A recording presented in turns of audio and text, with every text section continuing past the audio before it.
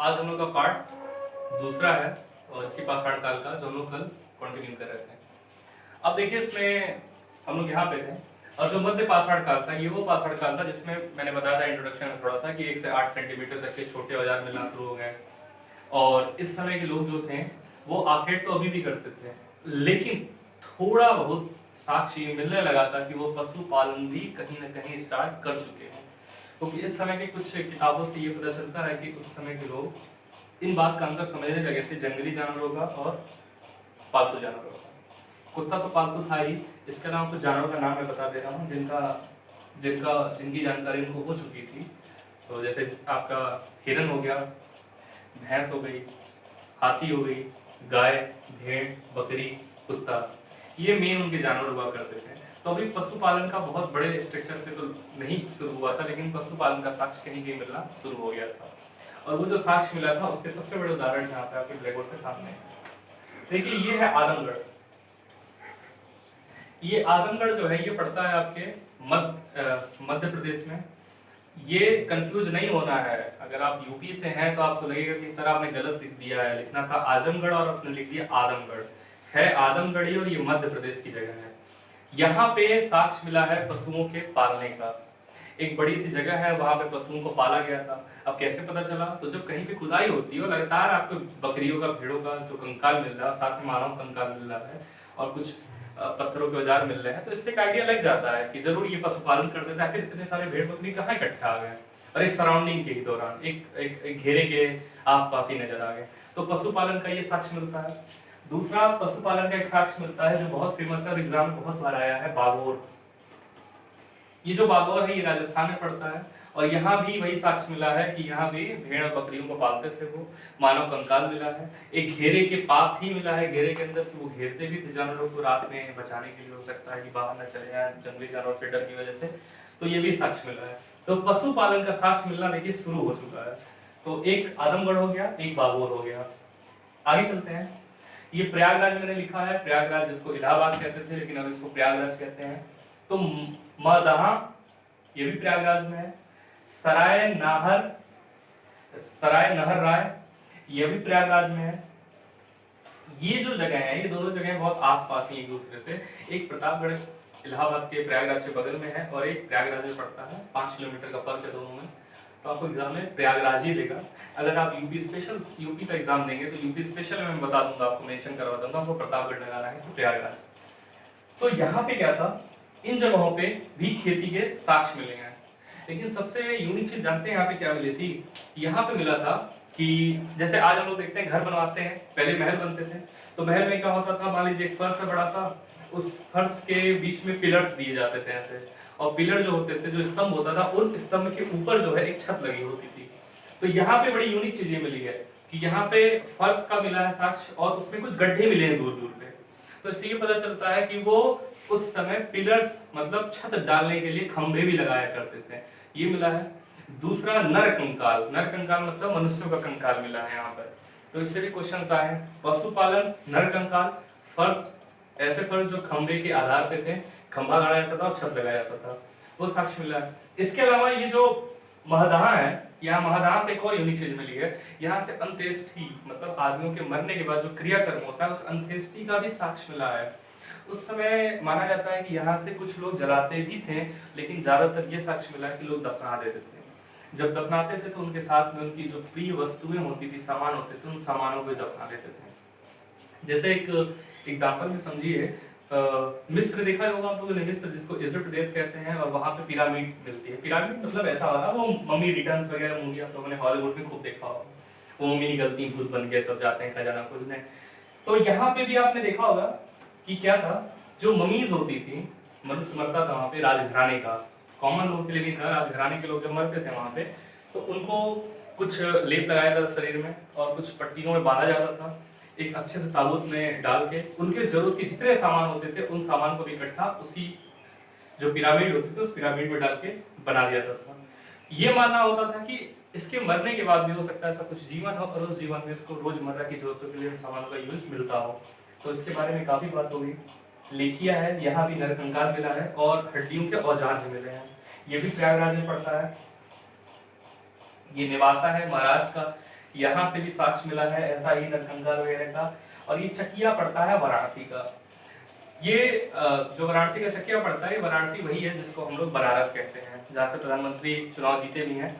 और वाराणसी जो है एक वरुणा नदी है और एक असी नदी है। वरुणा और असी नदी के बीच का जो भाग है उसी को वाराणसी कहा जाता है। तो इस वाराणसी को ही कभी देखिएगा तो इस चकिया जो है, इस चकिया में भी कुछ साक्ष्य मिला है मानव कंकाल वगैरह के। लेकिन देखिए एक बात क्लियर हो चुकी है कि यहाँ पे सिर्फ आखेट करते थे, मतलब आखेट मतलब शिकार करते थे, जानवर खाएंगे या फिर कंदमूल खाएंगे।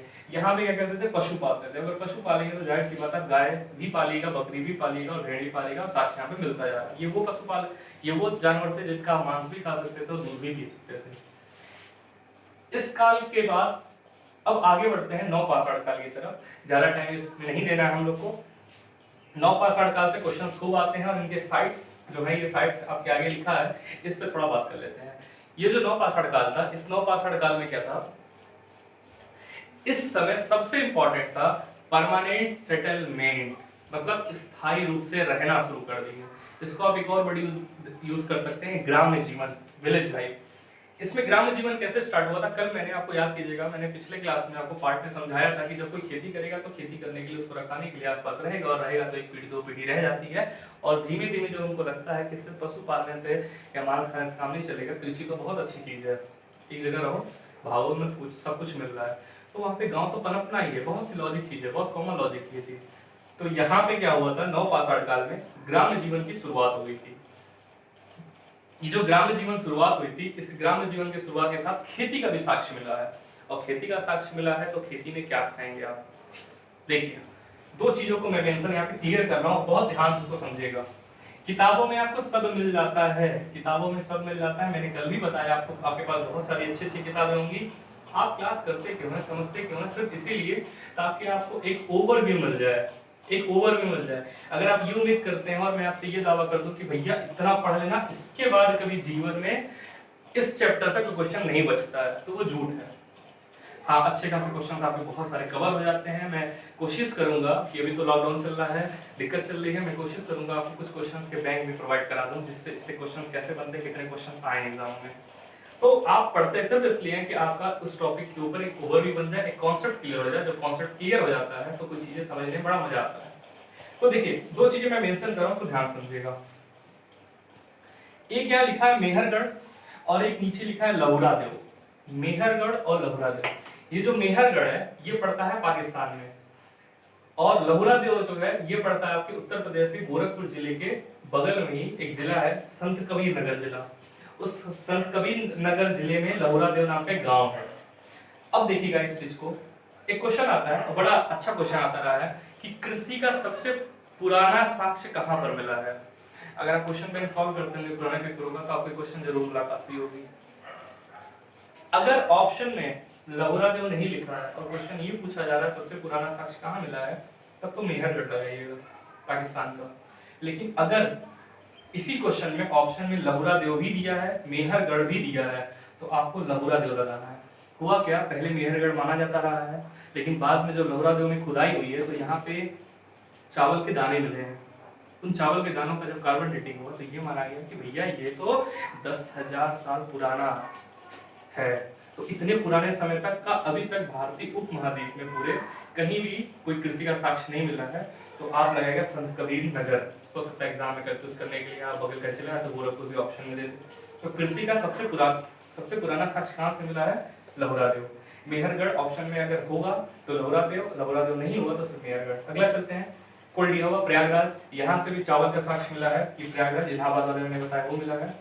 दूसरा है यहाँ पे एक चिराग है, चिराग जो है बिहार में है। बड़ी इंटरेस्टिंग चीज है, बिहार में कि आप जैसे ही इधर से यूपी से बिहार की तरफ जब बढ़िएगा तो आपको चावल का टच मिलने लगेगा, तो चावल का प्रोडक्शन ज्यादा होता है, खेती वहाँ की चावल के लायक ज्यादा उपयुक्त होती है। बंगाल में जाएगा तो चावल की और जबरदस्त खेती होती है। दूसरा पानी का इलाका है तो मछली भी मिलती है। बहुत छोटी सी लॉजिक चीज है, जहाँ पे जो चीजें मिलेंगी आदमी वही खाता है। तो चिराग एक जगह मिली है जहाँ पे चावल और मछली का साक्ष्य मिला है, और चिराग में मिला है कि बांस का ऐसे बनाते थे स्ट्रक्चर, और बांस में जाली लगाते थे, और वो बांस को ऐसा नदियों में रखते थे, फंसाते थे या नालों की लाइन काट के, जहाँ से मछलियां अंदर आती थी, बाहर नहीं जा पाती थी। तो चिरान से चावल और मछली का साक्ष्य मिला है, इससे ये पता चलता था कि यहाँ पे लोग मछली और चावल खाया करते थे। गुफराल जम्मू कश्मीर में मिला है, ये जगह है, और ये भी जानवरों के पालने का साक्ष्य और खेती करने का साक्ष्य मिला है। मैंने आगे लिखा भी मेंशन किया, खेती और जानवर पालना दोनों जम्मू कश्मीर के गुफराल में। बुर्ज होम जम्मू कश्मीर में मिला है, इससे क्वेश्चन आता है कि गड्ढों का घर कहाँ मिला है, या फिर एग्जाम में क्वेश्चन आता है कि जो आपके बुर्ज होम है, ये बुर्ज होम एक नव पाषाण काल का एक स्थल है और ये किस लिए प्रसिद्ध रहा है, तो गड्ढों का घर, ये झीलों किनारे गड्ढे का घर बनाते थे। हो सकता है ठंडा प्रदेश है जम्मू कश्मीर और वहाँ पे गड्ढे के अंदर गर्मी भी होती थी, सुरक्षित महसूस करते थे और झील के किनारे रहते थे पानी के लिए, और दूसरा मछली के शिकार के लिए। फिर बेलारी है कर्नाटक में, यहाँ भी ऐसा ही कुछ साक्ष्य मिला है। तो ये साइट्स आप एग्जाम में आपको मैच करने के लिए आता है। अब इसके अलावा ये जो पीरियड था, इसमें आपको और कुछ बातें नोट करनी है। गांव का जीवन का विकास हो गया, मतलब स्थायी व्यवस्था शुरू हो गई। दूसरा, इस समय मैंने पहले ही बताया था कि आग का सही उपयोग जान चुके थे, अब वो आग को सही रूप से यूज करना जान जाएंगे।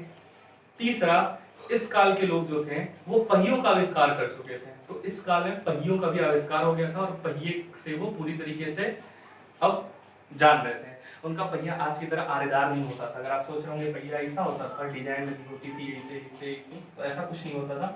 उनका पहिया पूरी तरीके से भरा हुआ था और पत्थरों का होता था ये।